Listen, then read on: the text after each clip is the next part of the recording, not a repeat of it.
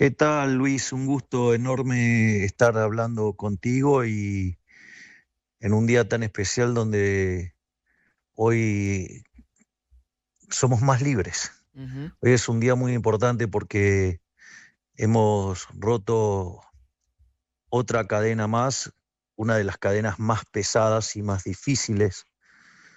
Digamos, este cepo que se puso durante el final del gobierno de Macri con Hernán Lacunza, digamos, generando un monstruo cambiario que además defolteó la deuda en pesos. Recordemos que bajo el artilugio de reperfilamiento, la CUNSA, digamos, y Macri defoltearon deuda en pesos, algo inédito, y que después verdaderamente el kirchnerismo hizo del cepo que Alcatraz pareciera un juego de niños. Desarmar ese cepo implicaba quitar varias capas, cosas que empezamos a hacer desde el primer día. Y bueno, y hoy definitivamente hemos liberado el mercado de cambios, tal como lo habíamos prometido y sin especulación política. Nosotros, allá por el mes de agosto, Ujú. eh, hablando con el equipo económico y viendo la dinámica monetaria que estábamos trayendo, eh, creíamos que estaban dadas las condiciones para salir del cepo en tanto y en cuanto lográramos una recapitalización del Banco Central. Y básicamente nosotros para salir del cepo nos pusimos tres condicionamientos. Uno era que la inflación convergiera al crawling peg, que la base monetaria en el formato tradicional convergiera a la base monetaria amplia y recapitalizar el Banco Central. Pero nosotros teníamos que ser muy prudentes para eso y básicamente nosotros teníamos la convicción de que para el 31 de diciembre del 25 el cepo no debería existir más, que el 26 había que arrancar libres y en ese contexto nosotros desarrollamos un escenario pesimista que era, bueno, ok, lo tenemos que hacer solos y la única forma que lo podíamos acelerar era, digamos, alguna operación de ingeniería financiera que nos permitiera tener dólares frescos. Y bueno, y así fue como se diseñó el programa para ir al Fondo Monetario Ujú. Internacional. Ujú. Acá jugó también un rol muy importante, digamos, no solo el maravilloso ministro de Economía, que hoy ya está dejando una huella indeleble en la historia, que es Luis Toto Caputo, el presidente del Banco Central, Santiago Bausili, digamos, todo el resto del equipo, ¿no? Furiase, Gutiérrez, Núñez, digamos, y Vladimir, Wiermin, Ujú. sino que en ese momento se sumó José Luis Daza. Y ahí encaramos esa operación donde básicamente nosotros le, le planteamos al fondo que, digamos, la recapitalización del Banco Central, haciendo un acuerdo inédito para la historia argentina e inédito para el fondo, y básicamente porque todos los acuerdos del fondo, en general, los acuerdos que hace el fondo son para países que, frente a su desequilibrio fiscal y que no lo corrigen, entonces pierden el acceso al mercado de capitales y Ujú. eso hace que entonces recurran al fondo. El fondo después les pone una meta de resultado fiscal y de cantidad de dinero. Básicamente, ese ajuste fiscal, como nadie suele hacerlo de la forma que lo hicimos nosotros, en general se suelen hacer subiendo impuestos, además terminan siendo recesivos Ujú. y por eso además entra como en un círculo vicioso en el cual nunca se cumplen las metas del fondo. En nuestro caso esto era totalmente distinto, nosotros llegamos al gobierno, el acuerdo estaba caído, el fondo con que nosotros recuperáramos las metas incumplidas por, digamos, el ministro Massa y todo el gobierno kirchnerista, eh, nosotros le habíamos propuesto al fondo que íbamos a ir a déficit cero. Bueno, ellos consideraban que eso era literalmente imposible y nosotros lo logramos en el primer mes. En el mes 6 limpiamos el déficit cuasi fiscal, con lo cual hicimos un ajuste de 15 puntos del PBI, 5 en el Tesoro y 10 en el Banco Central. Con eso se habían apagado los grifos de emisión monetaria y ahí, digamos, es más, cuando estamos recibiendo los ataques especulativos, donde el dólar llegó a 1.500 y decían que se iba a 2.000 y después a 2.500, digo, porque muchos de los que hablan hoy decían que se iba a ir a 3.000 también, ¿no? Digo, porque habría que agarrar y mostrarle el track record de todas las barbaridades que han dicho la gran mayoría de los economistas argentinos, al margen de las mentiras que se han circulado desde el 1 de marzo hasta hoy, o hasta el viernes al menos. En ese contexto, nosotros decidimos ir a un programa de emisión cero, y a partir de ese momento la base monetaria amplia quedó fija, no aumentó más. O sea, la base monetaria amplia siguen siendo 47 billones de pesos. Ahora, y no varió más. Ahora, presidente... Sí, Luis, me iba a hacer usted dice que esta vez va a ser distinto.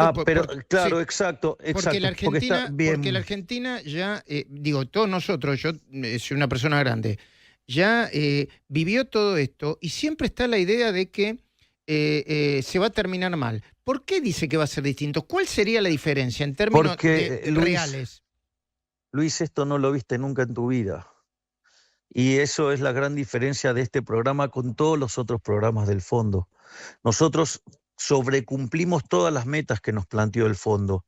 Nosotros fuimos armamos un programa con el Fondo Monetario Internacional que no es para financiar al fisco, no es para financiar desequilibrios monetarios, está armado para recapitalizar el Banco Central. Y ahora te contesto esa pregunta que es muy importante, la que me acabas de hacer, pero quiero poner este remate. Vos fíjate que nosotros dijimos que en la medida que nosotros consiguiéramos recapitalizar el Banco Central, las chances de abrir el cepo aumentaban. Sí. Lo podíamos hacer solos, que era el programa como venía transcurriendo. Sin el fondo. O si conseguíamos financiamiento, lo abríamos antes.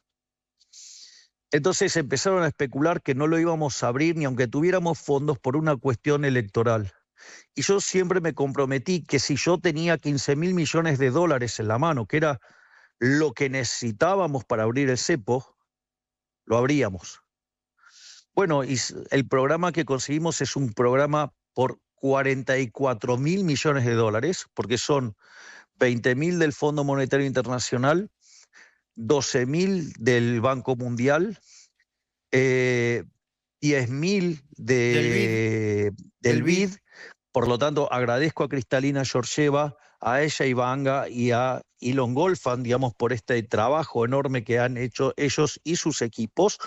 Y a eso hay que sumarle un ripo de 2.000 millones de dólares. Y hay un detalle no menor, y es que además conseguimos la renovación del swap chino. Entonces, pero además, como si todo esto fuera poco, con lo cual si uno quisiera medir el total del paquete, digamos, fácticamente son 47.000 millones de dólares, y si vos te fijás, Luis, cash vamos a recibir 19.600. Entonces, si yo le dije a los argentinos que con 15.000 habría, ¿cómo no voy a abrirlo si tengo 19.600?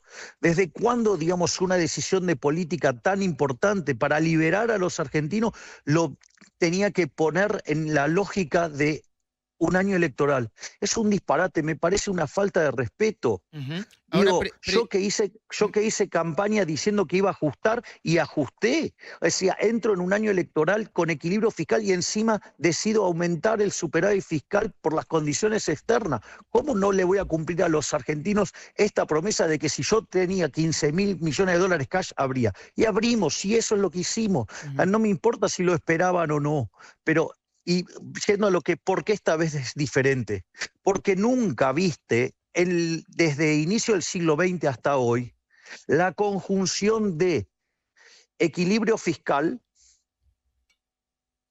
cantidad de dinero constante y tipo de cambio libre. No lo viste nunca. Por eso esta vez es diferente.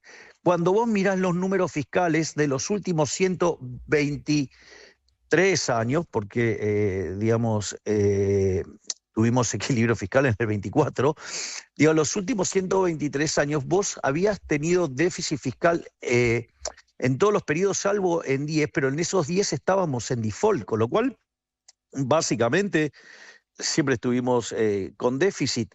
Y en ese contexto, el año pasado fue el primer año con superávit fiscal. Entonces, cuando alguien dice, esto yo ya lo vi, no lo viste nunca, porque nunca viste la economía argentina con superávit fiscal. Argentina tiene un nivel de superávit fiscal que hace que el déficit sea cero y superávit primario, que cubre los intereses, y eso hace que la variación de la deuda sea cero, la relación deuda-producto se vuelve decreciente, Argentina es solvente intertemporalmente, y Argentina es uno de los 5 países del mundo que tiene superávit financiero, porque fíjate esto, Luis, la meta del fondo era 1,3, que es el déficit cero, pero no solo eso, sino que además, frente al claro, pero eso es una decisión mía.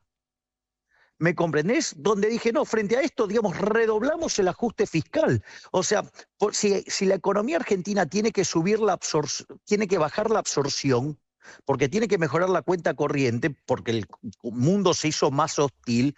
Bueno, esa mejora de la cuenta corriente baja por la absorción, pero porque le vamos a meter un mayor ajuste al Estado y que no lo tenga que pagar el sector privado. Eso tampoco lo viste en tu vida, y tampoco viste en tu vida una situación donde el Banco Central dejó constante la cantidad de dinero, y menos te digo, de verlo flotar al tipo de cambio libre como está pasando ahí en este momento. Ahora, presidente, déjeme hacer una pregunta que no es de un especialista, sino de por ahí que representa... La entrevista es para que puedas hacer preguntas. Bueno, del hombre de la calle, perfecto.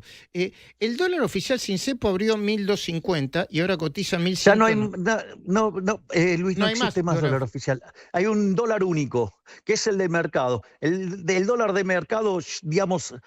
acaba de romper la barrera de 1.200, creo que está en 1.165, algo así. Lo vi hace 3 minutos. Ok.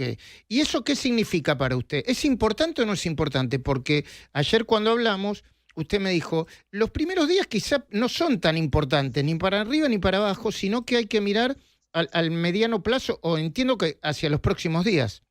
Eso es el argumento correcto, Luis. La coyuntura de corto no es lo relevante.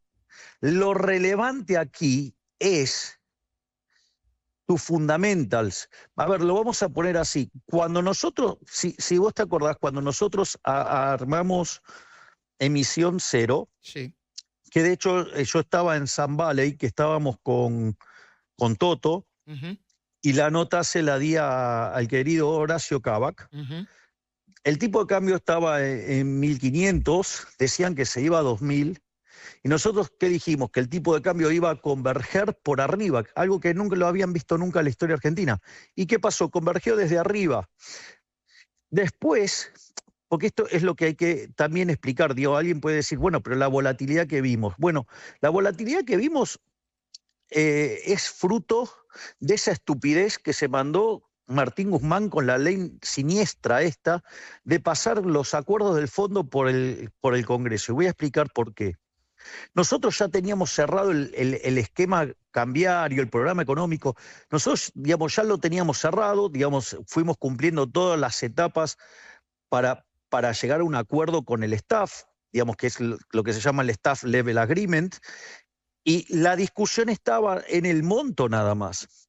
Cuando nosotros... Perdón, ¿en el monto total o el monto inicial? En las dos, o sea, el monto total y cómo se iban a distribuir. ¿Sí? Digamos, eso era lo que faltaba definir. Se definió mucho más rápido el monto total. Hola, Luis, ¿estás ahí? Sí, estoy escuchando, estoy escuchando con atención. Perdón, porque se había hecho como un vacío. Y eso para lo que te dicen que interrumpís. No, estoy escuchando con atención. No, en un día tan importante trato de escuchar y de preguntar lo mínimo indispensable. Lo necesario. Entonces, ¿qué es lo ¿qué es lo que pasa? Nosotros el 1 de marzo anunciamos que vamos a enviar al Congreso el acuerdo. digamos, un proyecto para el acuerdo. Ahora, ¿qué es lo que pasa? Cuando nosotros hacemos eso, ¿qué pasa? Nosotros estábamos todavía en el medio de la negociación, nosotros estábamos obligados a estar callados, o sea, nosotros estábamos absolutamente herméticos. Entonces, ¿qué es lo que pasaba? Si nosotros hablábamos o liberábamos información, porque muchos periodistas decían, no, bueno, ¿qué les pasa? Se están escondidos. No, no estábamos escondidos, estábamos en el medio de una negociación y teníamos que estar herméticos. Por eso a veces las críticas del periodismo y de los economistas son, digamos, algunos por ignorancia, pero muchos por mala intención. Pero quiero hacer un punto sobre esto. Entonces, nosotros desde el 1 de marzo teníamos que tener un hermetismo total y desde los cucarachos empezaron a decir que no íbamos a tener ningún acuerdo, que con suerte conseguíamos 3.500 millones de dólares, que nos exigían poner una banda entre 2.500 y 3.000 pesos, ¿sí? O, digamos, economistas mentirosos como Hernán Lacunza, que fue a una reunión, ¿sí? Y le dice al presidente de una institución que él tenía información confidencial del fondo, que, digamos, nos pedían, digamos, llevar el tipo de cambio a la estratosfera, y que cuando eso se filtró, nosotros ya teníamos el dato porque este presidente de la institución llamó a MECOM para contar las barbaridades que estaba diciendo Hernán Lacunza, ¿sí? Y luego de ello, Lacunza llama al MECOM diciendo que él nos apoyaba y que no había dicho eso, y ya teníamos la información. O sea, para que vean, digamos, la calidad humana de la gente que anda acá, o el mismísimo Melconian, digamos, que decía que ni Copperfield podía sacar, ¿sí? El programa que nosotros proponíamos, y le cae justo el anuncio del fondo del Staff Level Agreement, y frente al evento en que queda en evidencia como incompetente, mentiroso y mala persona, ¿sí? Aparece a decir, bueno, pero el board no se lo va a aprobar. Es decir, lo que quiero que sepan, es decir, la cantidad de inestabilidad que intentaron generar tantos, digamos, los cucarachos, de los cuales no me sorprende nada, y lo que han hecho econochantas como Lacunza, como Melconian, como Luis Seco, como Marina Dalpifieto, ¿sí? Digamos, o sea, o Martín Rapet y toda esa horda de mentirosos que, digamos, dicen, ay, no, al final te voy a flotar, que me disculpen, porque todos ponían el tipo de cambio en 2.700. Ahora, es decir, que alguien les haga track record. Ahora, presidente, en ese planteo, en esa presentación que usted hace, que dice que esta vez va a ser distinta o distinto, también está el tema que importa en la Argentina y que son las expectativas. Si hoy el dólar se iba o terminaba en 1.400, esas iban a ser expectativas negativas también, y eso nadie lo puede negar. A ver, Luis, nosotros nos focalizamos en los fundamentals. A ver, la cantidad de pesos que hay en la economía, los de verdad, los verdaderamente emitidos, es la base monetaria.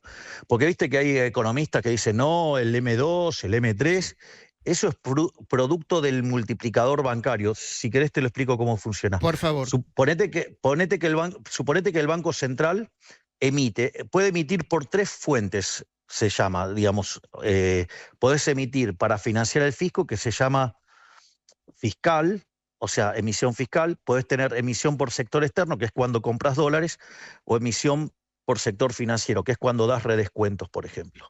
Son motivos por los cuales la base monetaria crece, ¿sí?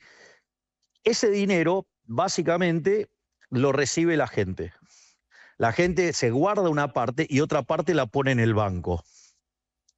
El banco, una parte la guarda en encaje y el resto la presta. Y así vuelve el dinero a la economía. Entonces vos vas a ver que tenés la base monetaria y después tenés los agregados monetarios, M2, M3, en función, digamos, de este proceso de multiplicación del crédito. Como consecuencia de la operación. ¿Y qué quiere decir? ¿Quiere diferenciar la base monetaria que vale para calcular? Claro, exacto. Que el verdadero dinero emitido, digamos, si vos quisieras rescatar todo el dinero, es la base monetaria. Nosotros tenemos dos definiciones de base monetaria. Si tomamos la definición de base monetaria convencional, que es el circulante en poder del público más los encajes de los bancos, fíjate que es la caja que tenemos los individuos más la caja que tienen los bancos, ¿no? Y eso, digamos, esa es la base monetaria explicada por sus usos, por decirlo de alguna manera. ¿Eso da una cuenta de...? Nosotros, con las reservas que tenemos ahora, podríamos rescatar toda la base a 700 pesos. A un dólar que valga 700 pesos. A 700 pesos sacamos toda, o sea, toda la base monetaria de la calle la sacamos toda. O sea, no tenés un peso más en el bolsillo, tenés dólares. Ese es el primer ejercicio. ¿Y la ampliada? Claro, porque ¿qué es lo que pasa? En la ampliada están las LEFIs, LECAPs. Esos instrumentos los tienen los bancos y no los manejamos nosotros. Consecuentemente, nosotros no controlamos esa parte de la base monetaria. Nosotros controlamos el techo, que es la base monetaria amplia. Pero si los bancos deciden o no cambiarlo, eso va a depender de lo que quieran hacer los bancos con esa liquidez. Entonces, nosotros hacemos otra cuenta. Supongamos que todos los bancos deciden jugar... Hacerlo pesos. Sí. Exacto. Bueno, en ese caso, la base monetaria convencional se igualaría a la base monetaria amplia y podemos sacar todos esos pesos a un tipo de cambio de 911. Es decir, el tipo de cambio al que nosotros sacamos toda la base monetaria y no dejamos un solo peso en la economía, es un tipo de cambio de cobertura que está por debajo del piso de la banda. Por eso, si vos te fijás, Luis, las bandas tienen dos características. 1000 y 1400. En la banda, sí, pero en la banda superior crece 1% por mes y en la banda inferior cae 1% por mes. ¿Y qué me quiere decir con eso? Y que en algún momento, si nosotros no seguimos con esto de no emitir dinero, que se recompone la demanda de dinero, con lo cual salta la demanda de dinero stock, y si al mismo tiempo la economía crece, algo que digamos está pasando, el primer trimestre crecimos al 6%, este segundo trimestre apunta al 8%, eso quiere decir que la demanda de dinero va a volar. Entonces la única forma que usted puede abastecer la demanda de dinero si nosotros no emitimos pesos es vendiéndole dólares al Banco Central. Y ahí digamos, o sea... pero nosotros solamente podemos emitir en el piso de la banda, con lo cual lo que va a terminar pasando es que el tipo de cambio se caiga. Mire, le voy a hacer un punto adicional. Y entonces va a tener que emitir dinero, pero no por razones espurias, sino para sostener el tipo de cambio más cerca de 1000. Para que no se caiga, para que no se caiga. Mire, le paso un dato muy importante. A todos estos genios que miran, digamos, los números de fondo, que evidentemente no entienden nada, me doy cuenta, o sea, son bastante más precarios de lo que yo creía. A ver, si el tipo de cambio está dentro de la banda, yo no tengo que hacer nada, yo no intervengo, no hago nada. Ahora, yo solamente puedo comprar dólares si va al piso de la banda. ¿Eso se le impuso el fondo? Eso no, eso fue el programa que nosotros le llevamos al fondo. Yo ahora le explico por qué lo hicimos. Entonces, ¿qué es lo que sucede? Ahí el punto es que si vamos al piso de la banda, digamos, podemos comprar en el piso de la banda. Si usted se fija, el programa del fondo nos pone una meta de comprar 4.000 millones de dólares. ¿Y cómo es eso? Porque la propia estimación incluye que el tipo de cambio se va al piso de la banda. Si yo no puedo comprar adentro de la banda. Entonces, eso es un dato no menor que no están contemplando. Entiendo. Presidente, con una inflación que fue a la suba del 3,7%, y con la idea ¿Le puedo hacer una nota de color con eso, ¿Cómo Luis? no? ¿Cómo no? Acaba de publicar Martín González Rosada de la Universidad Torcuato Di Tella. Especialista en datos de la pobreza. Sí, es un econometrista de recontra refuste. Pero, ¿qué hizo? Estimó la inflación desestacionalizada. Dio un punto menos que eso, 2,6 dio. ¿Y qué me quiere decir con eso? Que, digamos, que lo que vimos... 3,7 es por razones estacionales, porque la carne subió de manera extraordinaria y porque los servicios de educación también. La educación, que subieron 21%, porque ahí hay una Dice que no es una reglamentación. tendencia. Dice que no es tendencia entonces esa suba. Exactamente, no es una tendencia. Es un mal dato, pero entendible en la lógica de la estacionalidad del mes de marzo en especial. Ahí se conjugaron dos elementos muy negativos. Uno es la estacionalidad. Fíjese que lo de educación es muy fuerte por cómo está regulado, digamos, el tema de los aumentos de la educación. Si usted eso lo libera, básicamente deja de tener esos sobresaltos.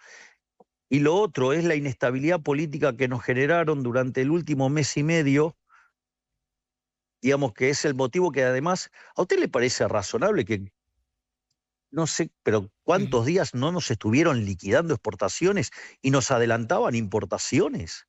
No, si me parece razonable, bueno, me parece una decisión de libertad económica. Usted le puede gustar más o menos. Está bien, pero Luis, está bien. Yo, si hay algo que.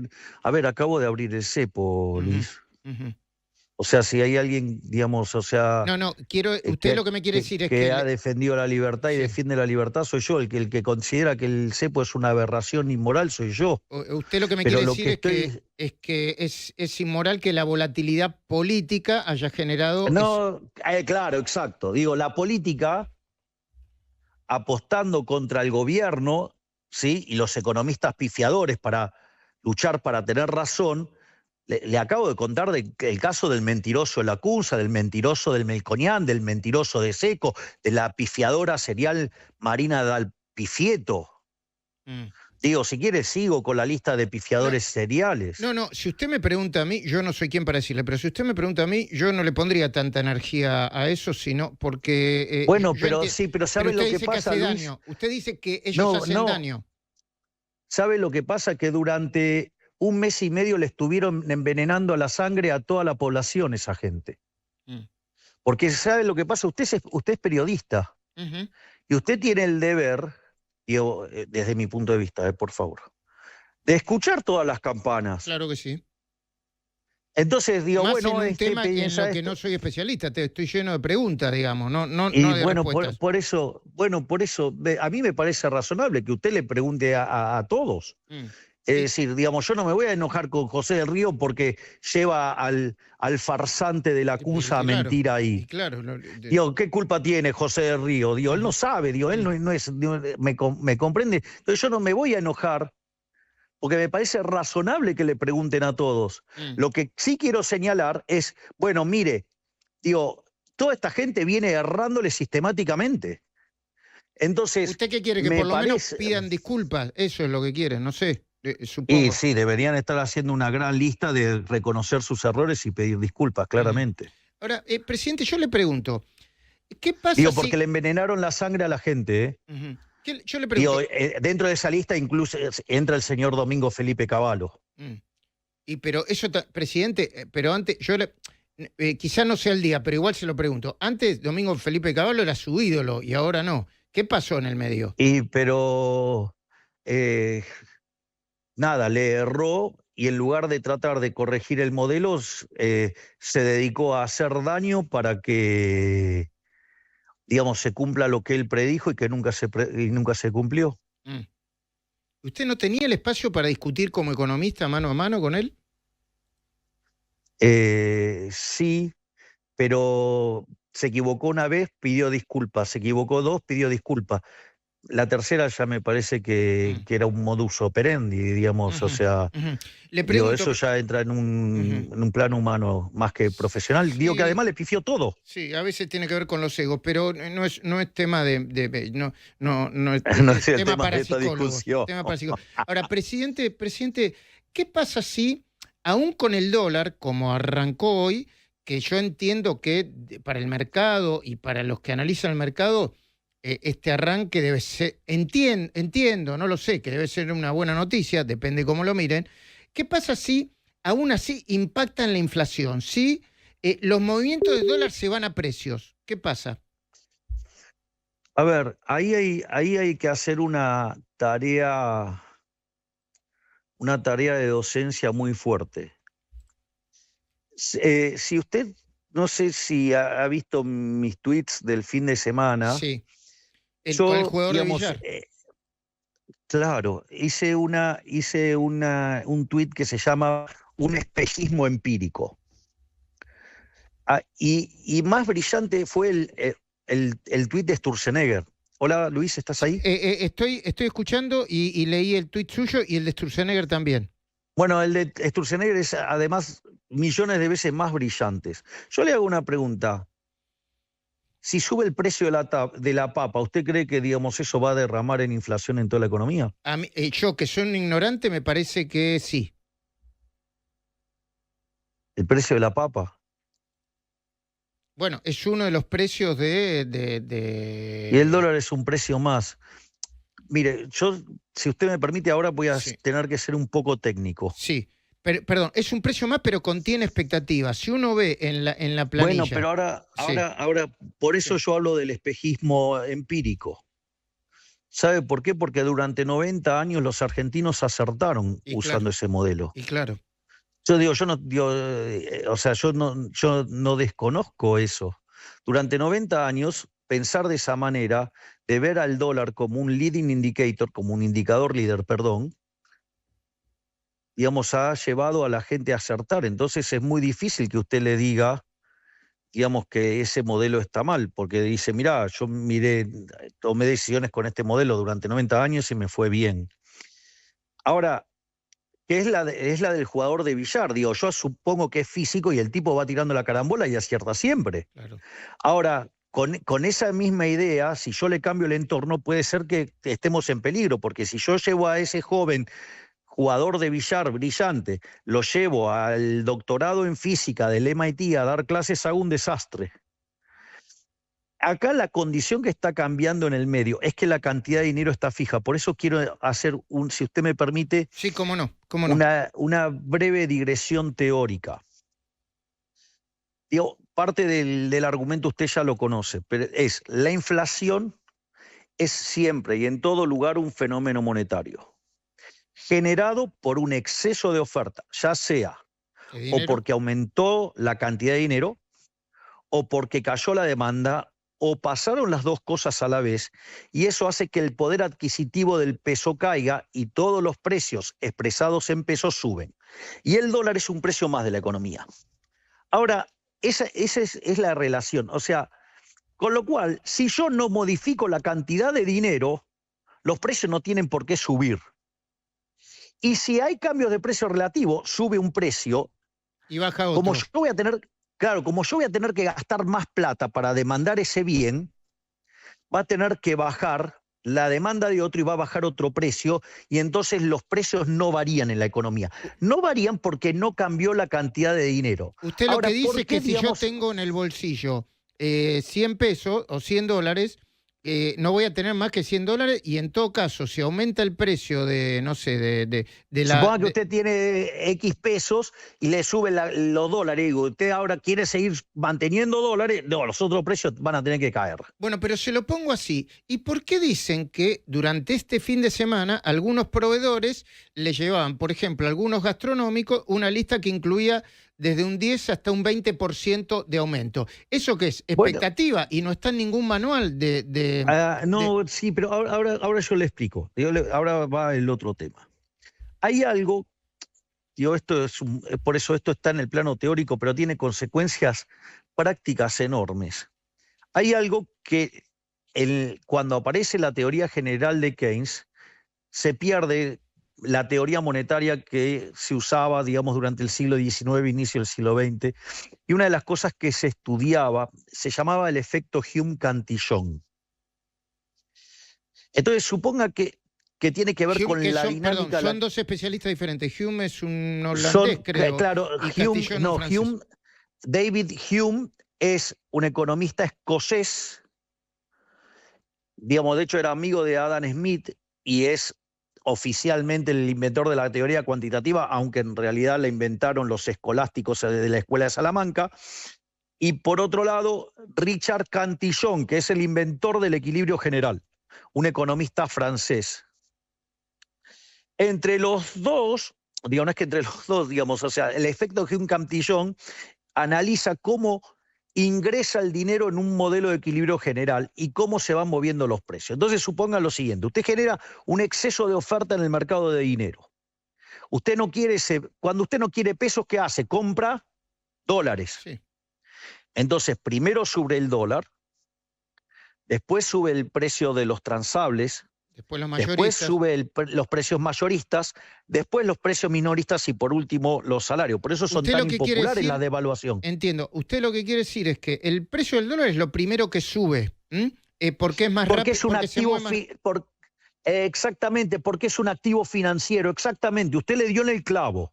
Bueno, pero si sube primero, ¿no contagia los demás precios, presidente? Pero no, Luis, no es que los contagia, sino porque es que empieza a circular ese dinero no deseado. Digo, escuchó, digamos, a hablar a veces los economistas del overshooting. Sí. Bueno, cuando usted, diga, ese modelo que los economistas viven hablando, se viven llenando la boca, ese modelo dice que la inflación es un fenómeno monetario y que el tipo de cambio viene determinado en la lógica de algo que se llama la paridad del poder de compra. Es decir, que el precio local es igual al tipo de cambio multiplicado por el precio internacional, que es básicamente la versión de la teoría cuantitativa, que es lo que yo estuve describiendo recién, pero en una economía abierta. Entonces la pregunta es, ¿pero cómo es entonces que salta el tipo de cambio y los precios corren después? Porque como el mercado de bienes ajusta lento, usted, digamos, la decisión de producción no la modifica de manera instantánea. No. Una inversión, digamos, de hecho, a Kirchner y Prescott le dieron el Nobel por una cosa que se llama time to build. O sea, usted empieza a construir y usted no la construye, no termina hoy, digamos, o sea, la obra que está haciendo. Entonces, ¿pero qué pasa? El mercado del dólar, como es un activo financiero, ajuste instantáneo. Claro. Entonces usted necesita que el tipo de cambio sobrereaccione, tal que suban las exportaciones y caigan las imports, tal que usted deja en equilibrio el mercado financiero y el mercado de bienes se mueve lento. Pero una vez que pasa eso, el tipo de cambio real después se aprecia. Pero no es porque hay pass-through, es mentira eso, es un problema de velocidades de ajuste. Ahora, ¿qué es lo que pasa, Luis? Todas estas cosas que nosotros estamos describiendo son para tipos que saben de teoría monetaria. En general, los economistas argentinos no saben de teoría monetaria, son bastante brutitos, porque si creen que para dolarizar una economía se necesita tener los dólares equivalentes a M3, es de bruto, necesita la base, no M3. Pero, con lo cual ya digo, ni siquiera saben cómo funciona el sistema financiero. Imagínense que los tengo que poner a reflexionar sobre cosas que se discutían a fines del siglo XIX. Ya está, no existe. Pero si todo eso fuera poco, la verdad es que a la gente le importa un rábano la discusión teórica de los economistas y de cómo explican los hechos. Claro. A la gente, sube el tipo de cambio, digamos, o sea, suben los precios. Ahora, por eso esta vez es diferente. Porque lo que avalaba que esa suba en el precio del dólar después era acompañada por la suba en todos los demás precios, era porque... Exactamente, listo, usted me entendió todo, ya está. Es decir, había emisión monetaria, que era emisión monetaria destinada a financiar al fisco esencialmente. Entonces, en realidad, usted estaba viendo los efectos de la emisión monetaria. Por eso es genial el tuit de Sturzenegger. Porque dice, mira el precio de la papa, mira los otros precios, pero está omitiendo ¿qué cosa? La cantidad de dinero. Entonces, ese modelo que la gente cree que funciona, que el tipo de cambio empuja a los demás precios, en realidad lo que está viendo es un problema de velocidad de ajuste frente a un aumento de la cantidad de dinero. Ahora, presidente, entonces, si yo no aumento la cantidad de dinero... No tiene por qué aumentar. Claro, los precios no tienen por qué aumentar. Ahora, como las condiciones reales de la economía se modifican, usted puede tener cambio de precios relativo, pero cuando sube uno tiene que caer otro. ¿Le puedo pasar 2 datos más? Por favor. Usted haga de cuenta que es el presidente de la Nación, Milei. Ok. ¿Qué hago? ¿Me paso al sillón de Rivadavia y les contesto desde ahí? Porque vio que yo trabajo en la... Yo le mandé una foto de que estaba esperando la nota. Sí, y la mostramos acá. Que se ve la motosierra. Sí. En su despacho. Entonces, Sí, está bien en el despacho. Entonces, ¿qué es lo que... digamos, ocurre? Fíjese que cuando hay shocks externos negativos, digamos, como lo que estuvo pasando en las últimas semanas, se abría la brecha. Porque cuando usted tiene unas características, un movimiento de estas características, usted tenía fluctuación del tipo de cambio. Digo, al margen de todas las cosas que pasaban domésticamente metiendo ruido. que hoy desaparecieron los ruidos porque hay tipo de cambio libre y el dólar se está cayendo, pero de manera brutal. Entonces, a lo que voy es lo siguiente. Cuando usted tiene esos cambios de precio relativo, si un precio sube, el otro tiene que bajar y se acabó el problema.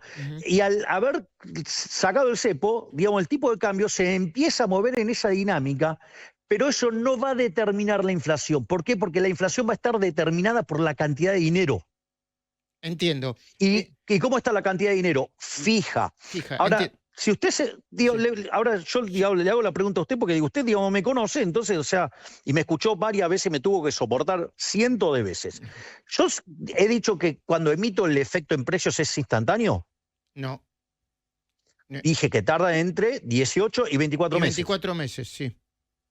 Si usted se fija, todavía no se cumplieron 24 meses de que se fue el impresentable de Massa, que emitió 13 puntos del PBI en un año. O sea que usted dice que la inflación va a bajar más todavía, tarde o temprano. Claro, lo que yo estoy diciendo es que todavía estamos purgando esto, más la inestabilidad que nos metieron en el último mes y medio. Ok, digamos, tuvimos un mal marzo, ok, digamos, abril será mejor, sí, a partir de la mitad de año, digamos, seguramente la inflación empieza a buscar perforar el 1%, y cuando entremos, fíjese que a mitad del año que viene, se cumplen 2 años de emisión cero. ¿Y qué cree que va a pasar con la inflación?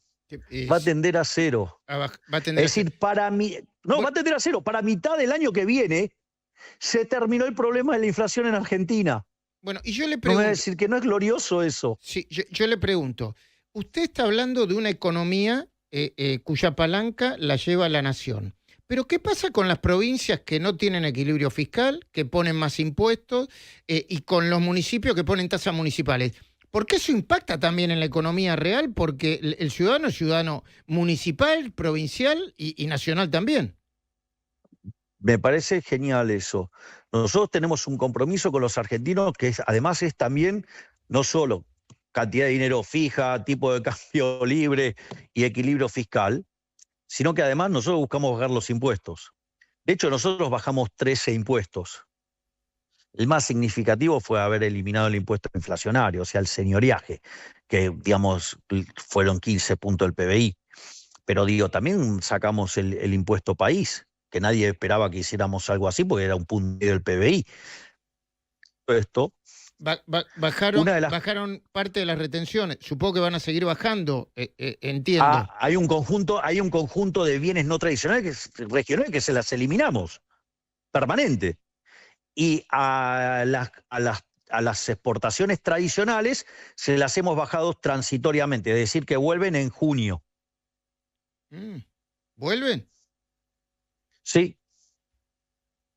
Sí, porque dijimos que eran transitorios, así que es más, avísele al campo que si tiene que liquidar, liquide ahora, porque en junio le vuelven las retenciones, claro. Me parece que no va a tener necesidad, que lo deben estar escuchando, presidente, y viendo por la cantidad de gente que está escuchando y viendo bueno, eso lo puede controlar usted. Yo estoy en el despacho, estoy en el despacho. Está bien, y le pregunto, la reforma previsional impositiva... No, pero a ver, espere, porque sí. Usted dijo algo que a mí me parece muy interesante, Luis. Hay un tema, si usted se fija, nosotros hemos impulsado que en las facturas, en los tickets se separe... De los impuestos. De los precios de los impuestos. Y además... que se separen, digamos, las tasas no pueden estar más en los precios, o sea, hay todo un trabajo de limpiar eso. Probablemente el intendente que mejor está haciendo esto es Diego Valenzuela, de 3 de febrero, ¿sí? Motivo por el cual el Banco Nación cerró su sucursal en La Matanza y se la llevó a 3 de febrero. Sí. ¿Y pero dicho también? Esto, bueno, porque no es menor el tema de los ingresos brutos, y las tasas y demás. Entonces ahí, ¿cuál es el punto? Nosotros estamos trabajando en una reforma tributaria para que viene la recaudación, nosotros nos llevamos nuestra parte, digamos, y después, si las provincias quieren cobrar adicional, que se hagan cargo las provincias y se los cobre y que vayan y le digan a la gente que le quieren cobrar más impuestos para mantener esos estados elefantiásicos que tienen algunas provincias. Listo, digo, ya no es un problema nuestro. O sea, va a empezar a regir lo que se llama el principio de correspondencia fiscal, que el que quiere gastar se enfrente a la población y le diga que le va a cobrar impuestos para ese gasto. Entonces usted va a tener un control sobre la nación, va a tener un control sobre las provincias y va a tener un control sobre los municipios. Y eso, digamos, inexorablemente, además usted genera competencia fiscal. Esto, digamos, había un economista que se llamaba Tibú que lo llamaba votar con los pies. Entonces, digo, a ver, el mejor ejemplo, ¿quién es? Elon Musk en Estados Unidos, ¿no? Lo mataban a impuestos en Los Ángeles, ¿qué hizo? Se fue a Texas y claro, le cobraban menos impuestos. Digo, no tiene, digo, mucho misterio. Presidente, ahora, digamos, eso progresa y del otro lado se caen, digamos. Presidente, el fondo les impuso, por supuesto que sé que está esperando al secretario de Comercio, ahora le voy a preguntar por él, y que en cualquier momento va a tener el secretario de Tesoro. Del Tesoro, perdón, del Tesoro de los Estados Unidos. A la tarde viene, se pasó a la tarde. Bueno. Hubo una demora en el vuelo. Bueno. Presidente, ¿el Fondo Monetario le impuso que empiecen a discutir reformas como la reforma laboral, la reforma impositiva, la reforma previsional y que saque todos los subsidios y fondos fiduciarios? No, ese es nuestro programa. Nosotros las reformas están planteadas y Luis, yo, digamos, desafío a cualquiera que vaya y mire las entrevistas que yo hice sobre la campaña. Si usted se fija, otra palabra que yo usé recurrentemente se llama secuencialidad.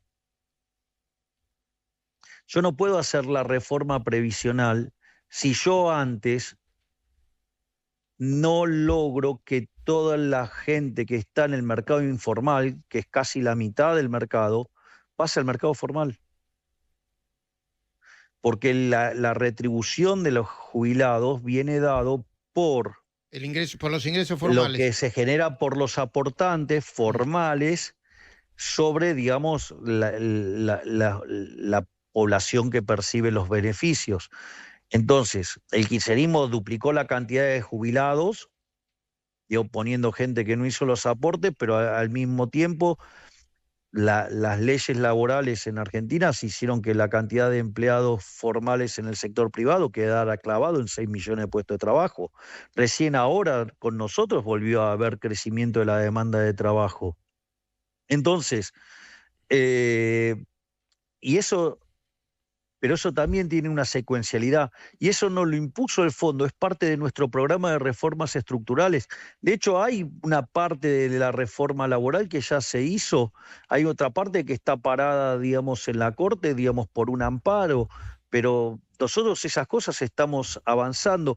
Y lo más importante, que este es un programa de 10 años, Luis, y en 10 años, además que tenemos 4 años y medio de gracia, con lo cual es un objetivo para el programa. Está hablando del fondo, ¿no? De 4 años y medio de gracias para los pagos de la deuda, entiendo. Sí, exactamente. De la parte del acuerdo, porque usted hizo referencia, el tema de la reforma tributaria, digamos, como verá, digamos, ya le di los detalles, así es que nosotros estamos discutiendo. ¿Por qué los sindicatos siguen teniendo tanto poder, representando tan poca gente? Yo se lo digo a ellos mismos en la cara, por eso se lo digo a usted también. Sindicalista millonario que no representa a nadie y que cada 5 minutos hacen paro a los gobiernos no peronistas, al suyo, al de Macri, al de Alfonsín, al de la Rúa, más allá de los éxitos o los fracasos de los planes económicos de cada uno. Luis, yo le hago una pregunta.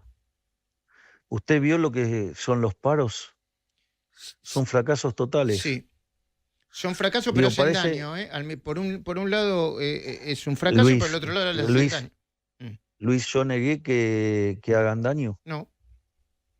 Pero lo que estoy diciendo es que a diferencia de todos los otros gobiernos, nosotros los estamos desarticulando. No solo, digamos, los paros son un fracaso, sino que, porque la verdadera medida para ver qué peso tienen los sindicalistas es que llamen a un paro sin cortar el transporte y sin cortar los trenes. O sea, con el transporte funcionando. A ver, vamos a ver cuánta gente para. Porque ¿sabe qué es lo más importante? yo siempre hablo de 3 vías del gobierno, que es, hablo de la vía de la gestión, hablo de la vía política, que además quiero felicitar a La Libertad Avanza en Santa Fe, que ganamos ¿Cómo ganaron? en Rosario, en Rosario. Bueno, ganamos en Rosario. A ver, es una estructura que tiene 5 meses y ganó la ciudad de Rosario. ¡Ey! Vamos. Digo, no es un tema menor. Es una manera de mirarlo. Digamos, es una manera de mirarlo. La otra manera de mirarlo lo entiendo. Sí, la otra manera de mirarlo, que es que yo lo digo desde el minuto 1, mientras vayan separados con el PRO, hay en Santa Fe es un caso especial, pero hay peligro de que vuelva el kirchnerismo. En la provincia de Buenos Aires... Eso no va a pasar. En la provincia de Buenos Aires vamos juntos. Y digamos, ya está confirmado usted puede ser que no vea las fotos. Sí. Usted no vio la última foto con mi hermana, sí, digamos. La vi, pero son fotos esas. ¿O todavía... ¿Ya está? Ritondo, Santilli, Lule, Pareja. Vamos. ¿Pero ya está el acuerdo convalidado? Pero eso no le muestra que tenemos una voluntad de agarrar y ir a ganar la provincia de Buenos Aires todos juntos. Digamos, ¿qué quiere que haga? No tome mal, presidente. Yo lo que veo es la foto y está bien, digo. ¿Y usted cree que la gente se sienta en esa foto de manera inocua? No, estamos para ir y ganarles a los Cuca en la provincia de Buenos Aires. Digo, nuestra intención es ganarle. Y sacarle el bastión kirchnerista por antonomasia. Y en la ciudad, después del 18, después de que se discuta... Yo le hago una pregunta. Por el tema de la ciudad también se generó mucho problema y, digamos, y están demonizando a mi hermana de una manera absolutamente injusta. Yo le hago una pregunta. Yo dije, vamos juntos en todos lados. La pregunta es, ¿yo desdoblé las elecciones en la provincia de Buenos Aires? No, las desdobló el PRO. La ciudad... Pero el argumento del PRO es que lo hicieron porque se oponían, porque mientras el PRO apoyaba todas las iniciativas nacionales del gobierno, La Libertad Avanza en la ciudad... Yo le hago una pregunta. Sí. A ver, las cosas en las que a mí me apoyaron, digamos, en el gobierno nacional, ¿acaso no son cosas correctas? Entiendo que sí. La ley bases, por ejemplo, digamos, el acuerdo con el demagogia, el acuerdo con el fondo, la demagogia populista de aumentar jubilaciones sin fondos o de andar revoleando plata sin recursos. Digo, ¿qué? Digamos, eso... Uno se tiene que colgar una medalla. De hecho, yo lo agradecí. De hecho, en el propio discurso lo agradecí. Hice una referencia a los 87 héroes, porque esas personas van a quedar en la historia por haber hecho lo correcto y no, digamos, hacer demagogia. Ahora, ¿a usted le parece que nosotros podemos avalar una suba de impuestos?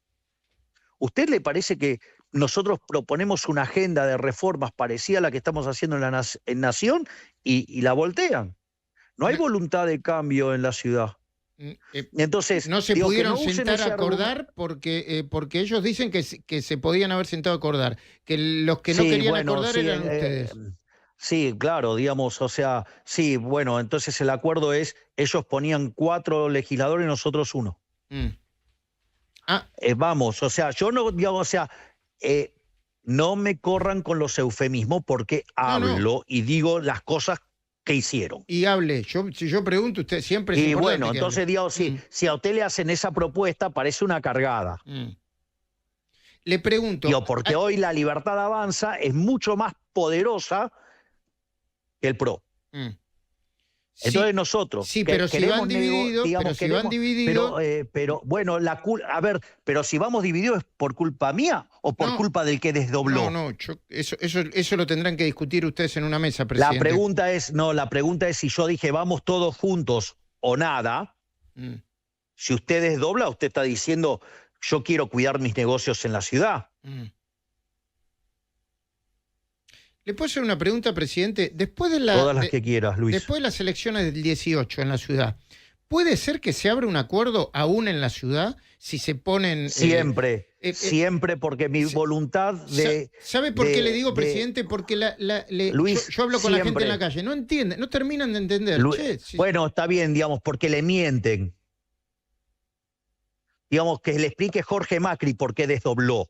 Que le dé una explicación seria, no echándole la culpa a inocentes, demonizando a mi hermana, cuando en realidad que explique, digamos, por qué quiso subir los impuestos, por qué quiere sostener ese estado elefantiásico, por qué, digamos, la ciudad es una mugre. Dios, se lo dice el propio Larreta. Pero antes Larreta no podía ni hablar y ahora ustedes lo van... Lo que estoy diciendo es, mire qué bajo han caído, que hasta Larreta hace eso. Es decir, entonces, digamos, de vuelta, acá el que decidió desdoblar y violentar la posibilidad de un acuerdo para defender el reducto fue Jorge Macri. ¿Lo queremos entender? Lo entendemos. Si quiere, nos hacemos todos los boludos y le creemos las mentiras a Jorge Macri. Yo le pregunto a todo el mundo, y usted dice una cosa y Jorge Macri dice otra cosa, y yo supongo que Karina... Sí, bueno, sí, igual que como, digamos, haber contratado a Gutiérrez Rubí. Vamos, porque nos ponemos espesos. Yo no tengo ningún problema, el presidente es usted. No, bueno, está bien, digamos, pero contrataron para campaña negativa al mismo que contrató Massa. ¿Y usted ¿A usted no le parece que eso es un acto de deslealtad? ¿Usted le pareció? No es una traición en la espalda. A mí me parece una traición en la espalda. ¿Usted cree que lo hicieron a propósito, que no fue porque le pensaron que era el mejor? Yo no lo conozco a Gutiérrez Rubí, y no me cae simpático pero si usted empieza a repetir las mismas cosas que hizo con Massa, digo, ¿qué hacía el masismo en las elecciones? Usaba los trenes para hacer publicidad, campaña negativa en mi contra.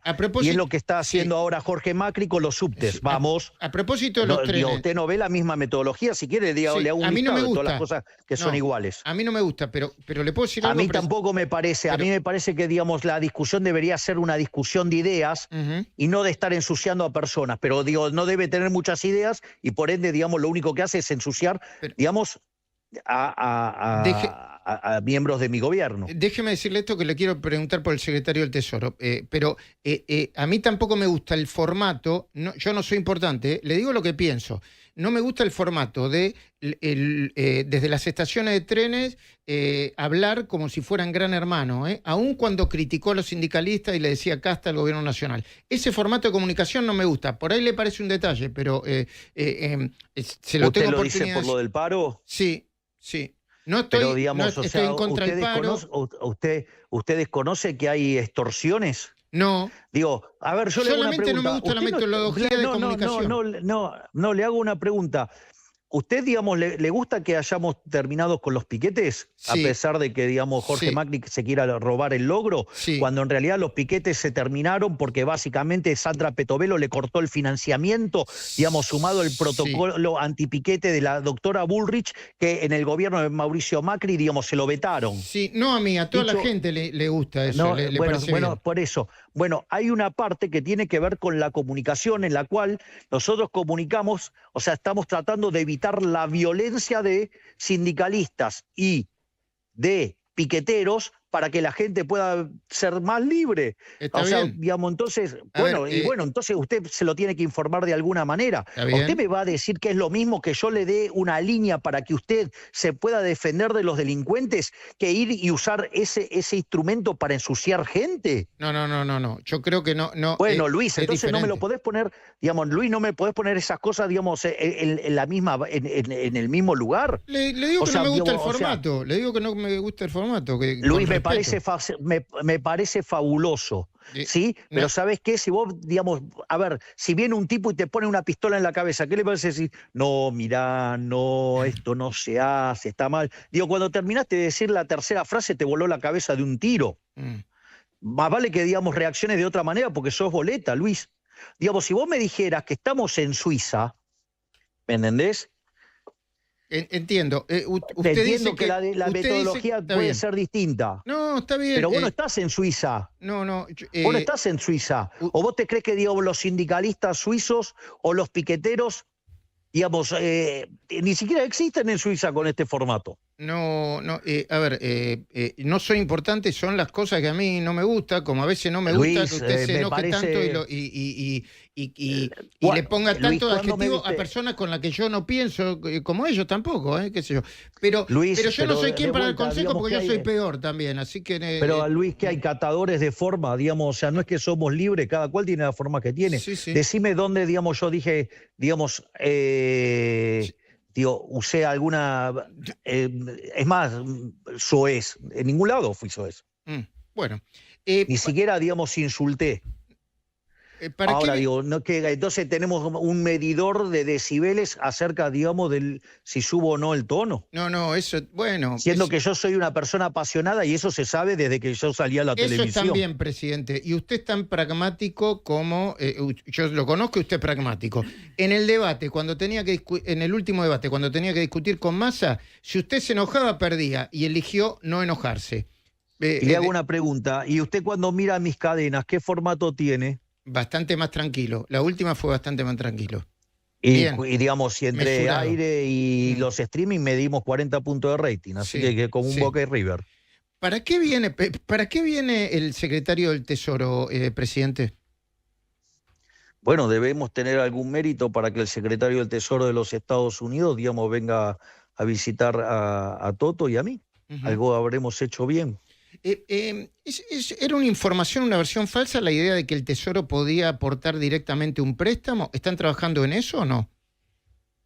Ahora cuando lo escuche a Besen, digamos, le cuento. Están conversando sobre eso. No, Luis, lo que quiero decir es... Pero... A ver, yo entiendo el interés periodístico, pero ¿ustedes creen que, digamos, o sea, estas cuestiones que implican secreto de Estado, digamos, no, sinceramente, por Luis, ¿vos creés que yo te las voy a contar? No, por supuesto. Y además yo entiendo... Digamos, nos estuvimos mordiendo la lengua durante un mes y medio por el acuerdo del fondo. Eso sí. Y nos tuvimos que bancar que los periodistas dijeran que estábamos escondidos y que no queríamos hablar. Entiendo. Y siquiera tuvieron el reparo de internalizar que estábamos en el medio de una negociación. No, fueron y pegaron. Ni que hablar de los impresentables que dijeron que, ejemplo, Jorge Fernández Díaz diciendo que éramos unos improvisados y que terminamos de prepo en el fondo, cuando, digamos, el acuerdo, digamos, ya estaba diseñado desde el último cuatrimestre del año pasado. Para mostrar cómo mienten periodistas, ¿no? Entiendo. Y nunca piden disculpas. Vos sí pedís disculpas, pero otros no. Sí, a veces pido disculpas, sí. ¿Cómo que no? No, digamos, tampoco me puedo pasar la vida pidiendo disculpas, ¿no? Porque sería otra cosa. No, está bien, pero ¿sabes lo que pasa, Luis? Que algunas cosas son muy graves. Algunas mentiras son muy graves. Usted dice que le hacen daño, a la economía, que le hacen daño al país. Y cuando usted le está envenenando la sangre a la gente con mentiras, porque aparte, no es que lo hacen con mala intención, porque como no le gusta las ideas del gobierno, destilan veneno. Digamos, yo entiendo que muchos analistas políticos y muchos economistas se equivocaron con nosotros. Mira, hay una frase que es maravillosa. A usted le van a perdonar que se haya equivocado. Lo que nunca le van a perdonar es que usted acierte cuando todos los demás erraron. Eso es lo que sufre día a día Toto Caputo. Es decir, como es el único que acertó y todos los demás erraron, no se lo perdonan y viven destilando veneno. Y lo atacan. Y en lo político pasó lo mismo. Entonces usted va a ver destilando un montón de periodistas que dijeron que esto iba a ser un fracaso y que no iba a poder ser, y sin embargo, digamos, en lugar de reconocer que se equivocaron, en realidad redoblan la apuesta destilando más veneno todos los días. Presidente, le pregunto por los acuerdos de aranceles. ¿Es cierto que Argentina está trabajando para lograr un arancel? De los 16 puntos ya tenemos 15. ¿Y qué implicaría eso? ¿Un arancel cero recíproco para ambos países? Sí, en un conjunto de productos. Y es la previa para un acuerdo más grande. ¿Un acuerdo que tiene que ver con el Tratado de Libre Comercio o eso también se trabaja vía el Mercosur? Sí, pero lo que pasa es que el Tratado de Libre Comercio requiere que pase por los dos congresos. Entonces, digamos, vamos cumpliendo las metas que podemos llevar a cabo.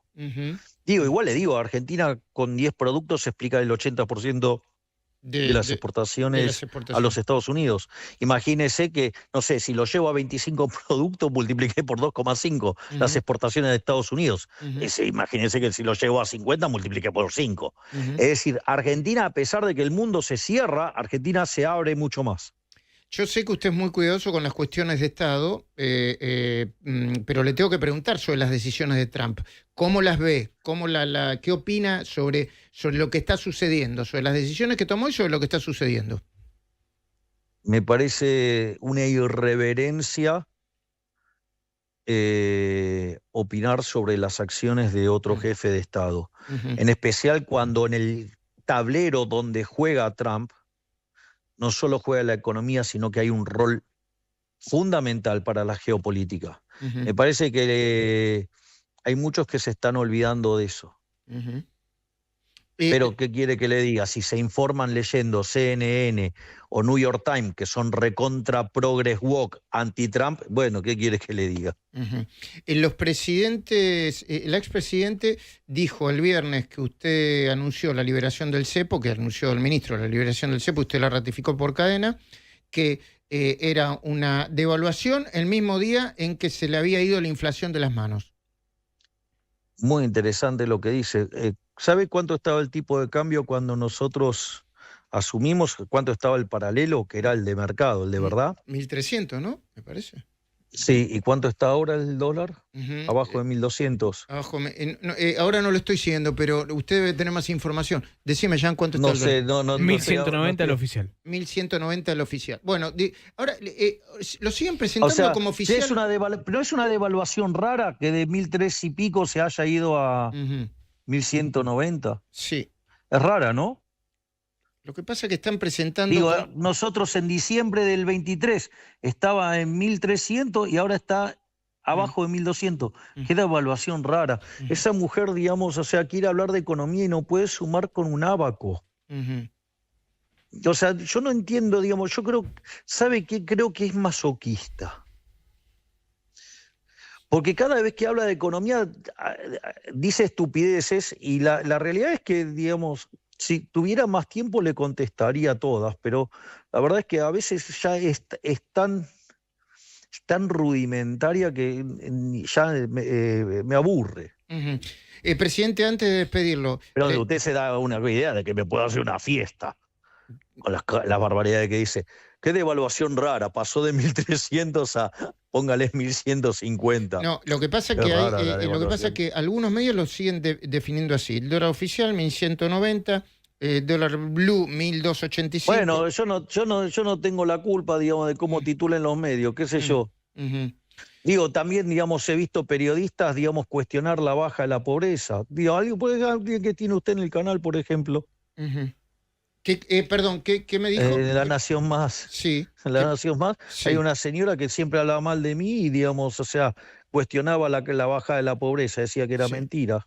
Sacamos 10 millones de personas en la pobreza y la señora Santillán decía que era un fracaso, que en realidad era todo mentira. ¿Qué quiere que le diga? Bueno, supongo Usted me dice lo que dicen los periodistas, qué sé yo, si quiere, digamos, o sea, quiere que le traquee, quiere que le digamos, o sea, no, me parece que el presidente, me parece que un presidente pero es mi opinión, no debería estar pendiente de esas cosas, ¿eh? Es lo que yo pienso. No, digamos, bueno, usted me hizo una pregunta de lo que dicen los medios, yo le contesto de las barbaridades y las mentiras que dicen los periodistas. Entiendo.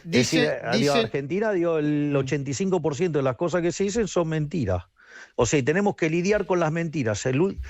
Me parece que el último mes y medio, a la luz de la cantidad de barbaridades que dijeron, deberían, digamos, por lo menos hacer un mea culpa, pedir disculpas, ¿sí? Por todas las mentiras, las calumnias, las injurias, la cantidad de cosas horrorosas que además encima después lo llevan al terreno personal, lo cual todavía es peor. También hay una información que dice que las acciones argentinas en Wall Street suben hasta 20% tras la eliminación del cepo cambiario. Interesante. O sea, bueno, hay que preguntarle a la mechera qué opina de esto entonces. ¿Y los bonos cuánto están subiendo? Sí. ¿A cuánto está yendo el riesgo país? El riesgo país 8.90 en este momento. Está, riesgo país 8.90. Con todo, sí, El Río País, últimamente, 8.90, está subiendo 1,80, si no estoy leyendo mal, En este momento estoy leyendo Infobae. Presidente, bueno, yo le agradezco mucho esta entrevista. Espero que al país le vaya bien y por supuesto que se puede pensar diferente en un montón de cosas. Nosotros trabajamos para que al país le vaya bien, pero hay políticos, econochantas y periodistas que quieren que le vaya mal porque no son las ideas que a ellos les gusta. Pero ¿sabe qué? Como a mí me votaron para gobernar a los 46 millones de argentinos, yo voy a hacer que vivan mejor, no solo los que nos votaron, sino también a los que no nos votaron y a los mentirosos que nos tratan de ensuciar. Porque digo, mi job description es que baje la inflación, que la economía crezca y que termine la inseguridad. Y todo eso lo estamos haciendo en una economía mucho más libre. Y los datos dicen que lo estamos haciendo y por eso, digamos, en el mundo se habla del milagro económico argentino. Mal que le pese a periodistas, a econochantas y a políticos nocivos. Presidente, muchísimas gracias por el tiempo. Sé que era un día difícil hoy y que encontró el tiempo para la entrevista. Muchísimas gracias. Por favor, gracias a vos, Luis, por esta entrevista y ánimo que cada día estamos un poquito mejor. Y hoy es un día muy particular, digamos, porque hoy es un día que festejamos sobre todas las cosas la libertad. Gracias, presidente Javier Milei. Abrazo gigante. Hasta luego. Es la marcha del león, rugiendo cada vez